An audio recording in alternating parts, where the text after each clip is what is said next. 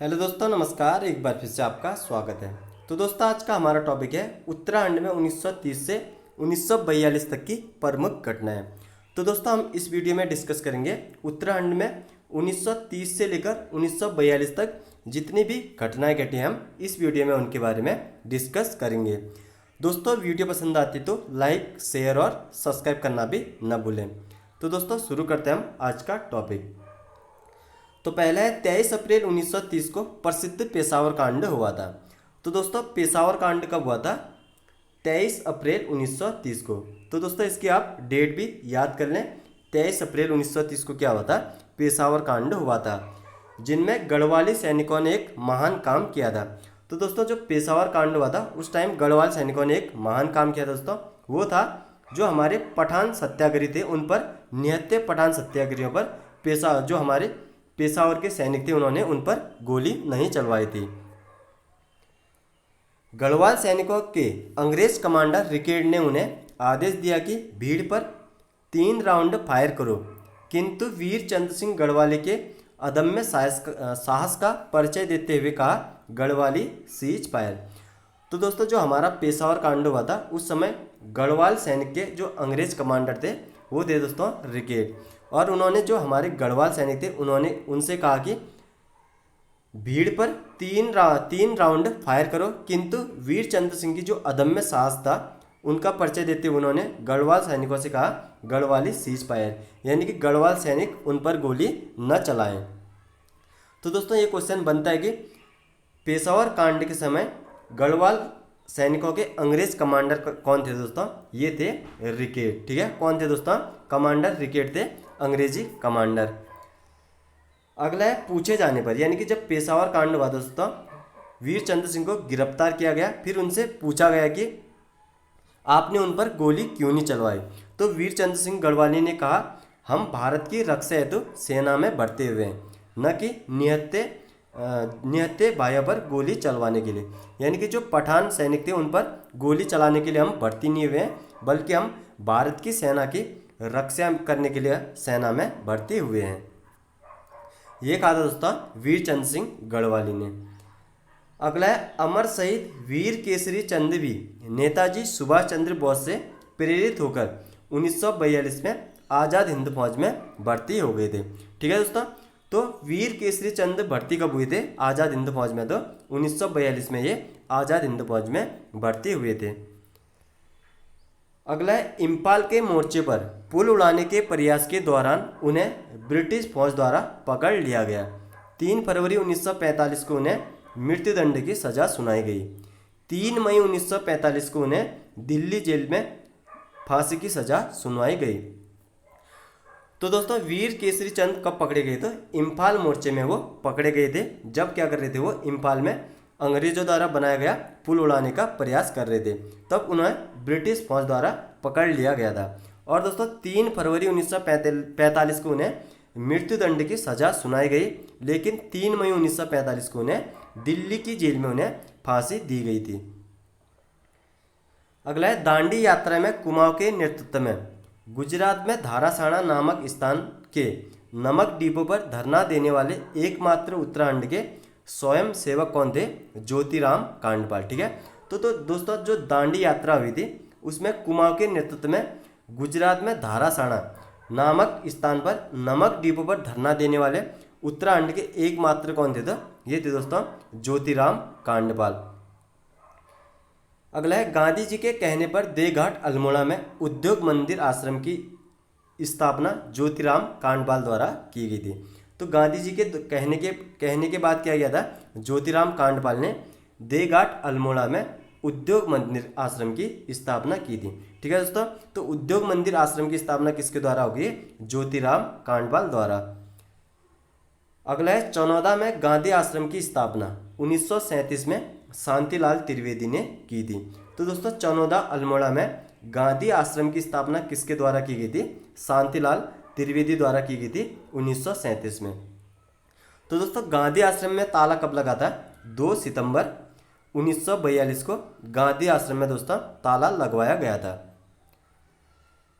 अगला है नैनीताल की तरह अल्मोड़ा में भी नमक सत्याग्रह हुआ, किंतु यहाँ नमक सत्याग्रह ने शीघ्र ही झंडा सत्याग्रह का रूप धारण कर लिया।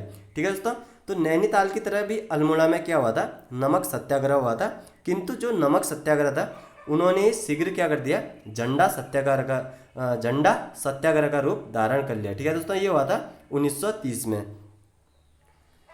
4 मई 1930 को नवयुवकों ने राष्ट्रीय ध्वज को लेकर जुलूस निकाला।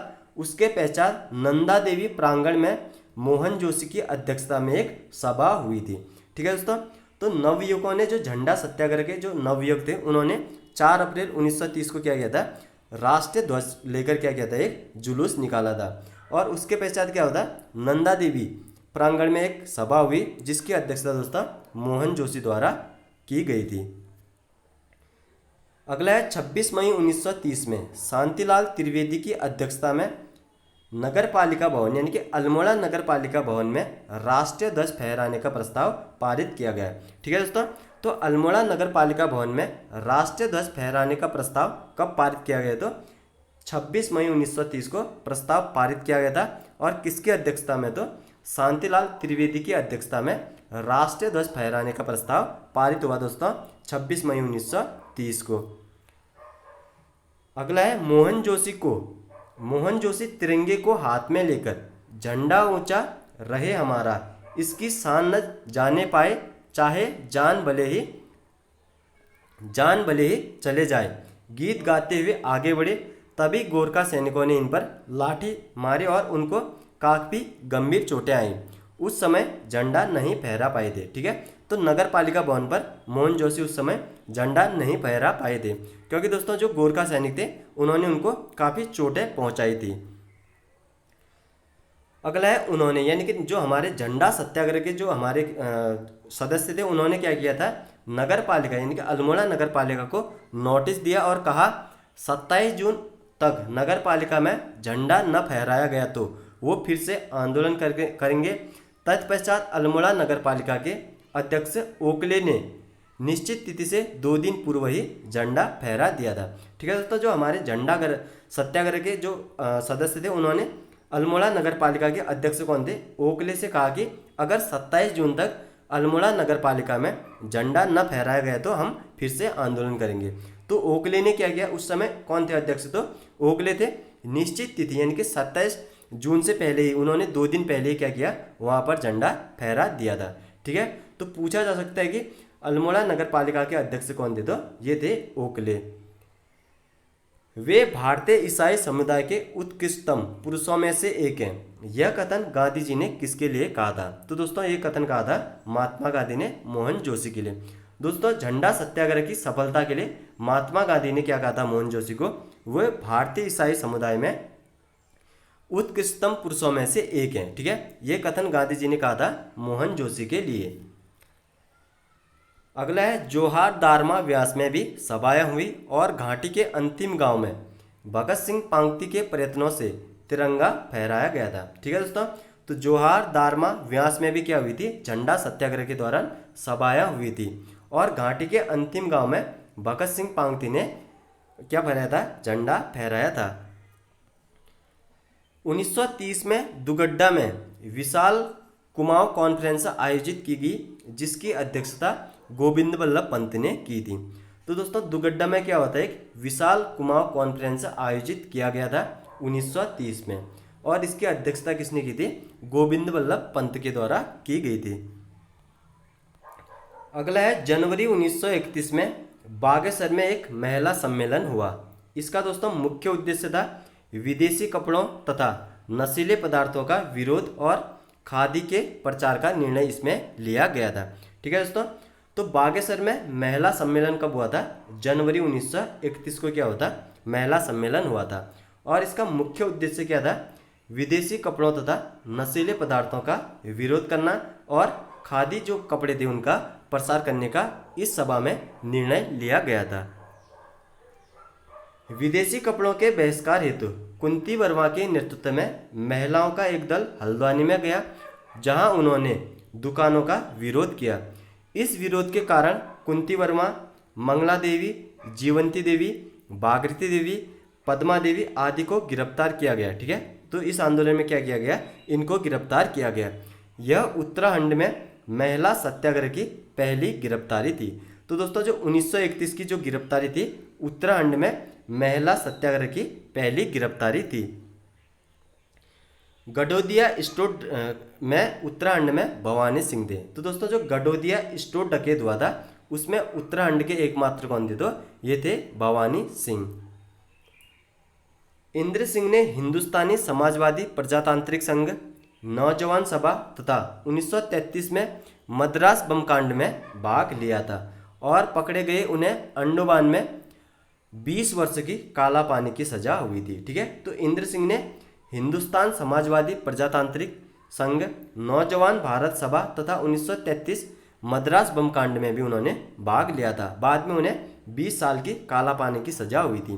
तो दोस्तों क्वेश्चन बनता है कि उत्तराखंड से काला पानी की सजा किसे हुई थी, तो ये हुई थी इंद्र सिंह को। ऊटी बैंक डकैत कांड में बच्चू लाल थे। तो यानी कि ऊटी बैंक डकैत कांड से संबंधित कौन थे, तो ये थे बच्चू लाल। और ये कब हुआ था दोस्तों, 1933 में। ठीक है, तो ऊटी बैंक डकैत कांड कब हुआ था, 1933 में। उत्तराखंड से इसमें कौन थे, तो ये थे बच्चू लाल। सविनय अवज्ञा आंदोलन में उत्तराखंड के प्रथम गिरफ्तार 1923 में हर्षदेव ओली हुए थे।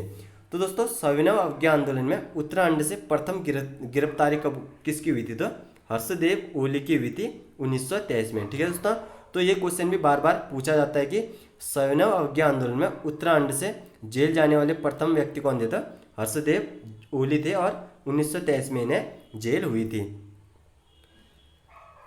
देहरादून में क्रांतिकारी विचारधारा को प्रसार करने वाले एमएन रॉय थे। तो दोस्तों देहरादून में क्रांतिकारी विचारधारा को प्रसार करने वाले कौन थे, तो एमएन रॉय थे। ठीक है दोस्तों, तो देहरादून में कौन हो गए, क्रांतिकारी विचारधारा का प्रसार करने वाले एमएन जोशी।